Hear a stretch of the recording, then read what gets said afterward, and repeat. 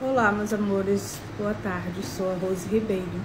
Gostaria que você, que é mãe, não passasse esse vídeo, assistisse até o final e me diga se vocês concordam ou não, ou se é um exagero demasiado da minha parte.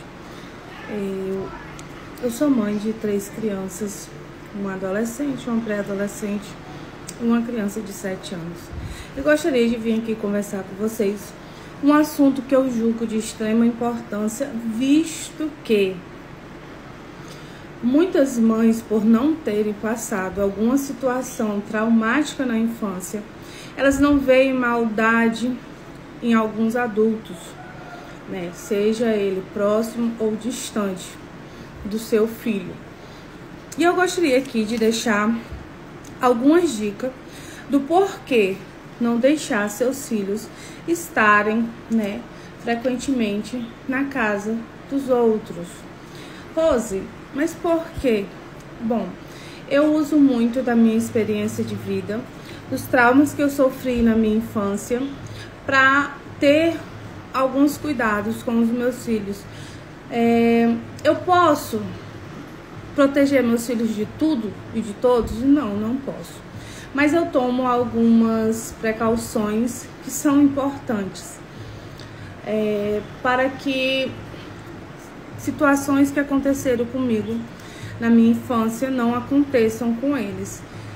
Sou, né, muitas das vezes criticada por não deixar meus filhos estarem frequentemente na casa ou dormir na casa dos outros. Eu não deixo meus filhos dormir na casa dos outros, a não ser que seja de alguém que eu confie demais, seja de alguém principalmente do sexo feminino. E essas medidas, né, eu tomei levando em consideração a minha história de vida. E aqui, né, eu vou deixar algumas dicas para vocês. Gente, é totalmente a minha opinião. E se vocês concordam ou discordam, pode deixar nos comentários. O porquê que eu não deixo, né, meus filhos irem na casa dos outros? Porque eu não conheço o íntimo de ninguém. Eu não conheço as pessoas por detrás do sorriso. Eu não conheço as intenções sádicas de ninguém.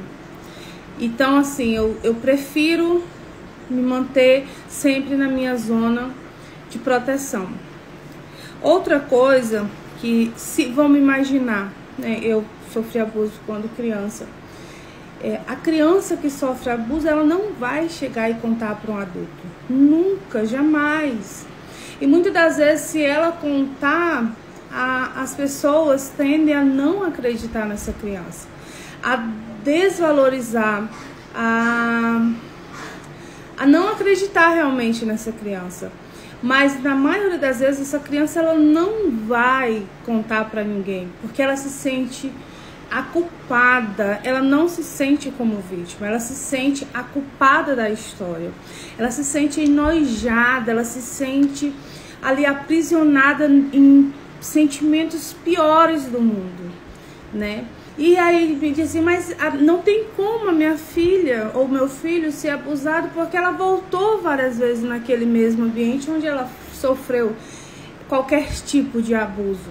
Eu gostaria de falar para vocês que o abusador, ele tem um poder sobre essa vítima, sobre essa criança, sobre essa pessoa que sofreu. Porque aquela criança fica presa em um papel de maldade. Aquele ser humano, ele foi mal.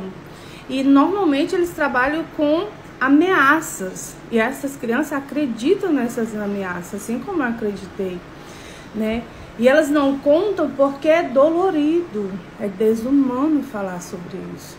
Muitas das vezes as pessoas vão culpar essas crianças do ocorrido, né?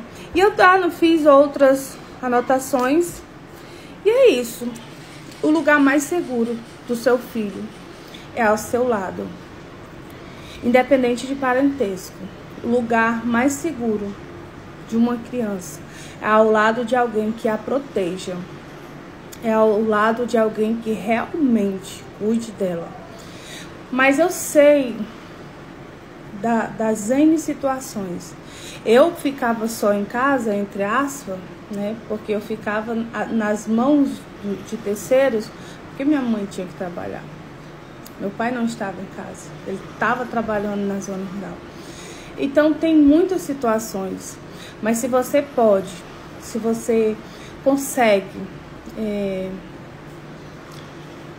como é que eu posso dizer, deixar seus filhos com maior proteção possível, deixe. Eu sei que é difícil para uma mãe que nunca passou por nenhum tipo de abuso imaginar que alguém da sua família possa fazer mal para o seu filho. Mas eu fui abusada pelo meu avô, eu fui abusada por pessoas que vinham para minha casa se dizer os melhores amigos do meu pai. Eu fui abusada por um vizinho que cuidava de mim, que no caso era a senhora dele, a mulher dele. Então, assim, se eu for contar em situações, e nessa trajetória de vida eu me tornei uma criança a qual eu não sabia o que era certo ou errado, dissimulada. Eu sempre fingia estar muito bem, porque para mim era mais fácil, né, não acreditar que aquilo estava acontecendo. E todas as vezes eu era ameaçada. E eu acreditava nessas ameaças. Eu não acreditava que eu tinha caminhos a ser tomados. Eu não me sentia que eu poderia confiar em alguém, né? E essa minha luta pendurou até os meus 23 anos de idade, que eu contei para minha mãe. Antes disso, com 15 anos de idade, eu contei o meu esposo. Mas até os meus 15 anos de idade, eu não dormia. Eu não tinha vida.